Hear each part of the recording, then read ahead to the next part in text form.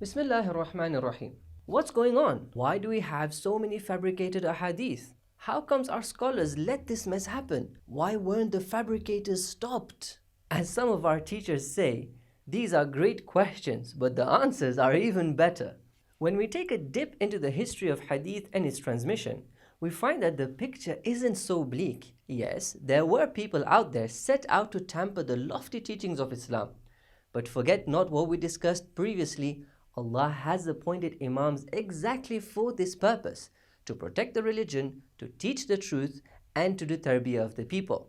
The Imams, especially at the time of Imam Baqir and Imam Sadiq, were in the midst and forefront of academic circles, training solid scholars and establishing a system which greatly protected the transmission of ahadith and ensured to a great extent that deviated ideas do not enter the hadith corpus. In fact, the companions and scholars were so sensitive with regards to the matter of fabrication that sometimes they would be quick to put a person under question on the basis of ghulu and be cautious about them. So, when we find a person to be a so-called weak or ghali narrator, this isn't necessarily representative of their true beliefs.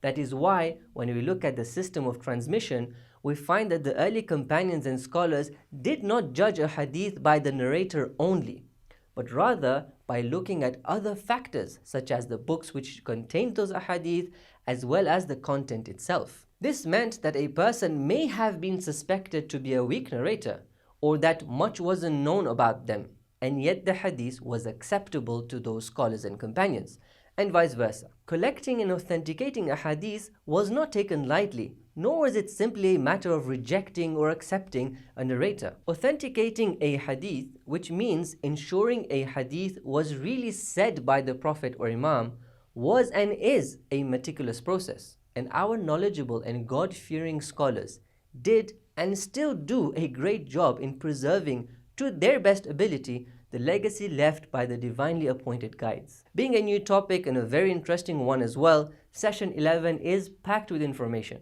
So make sure to watch the entire discussion and ideally have something to take notes with.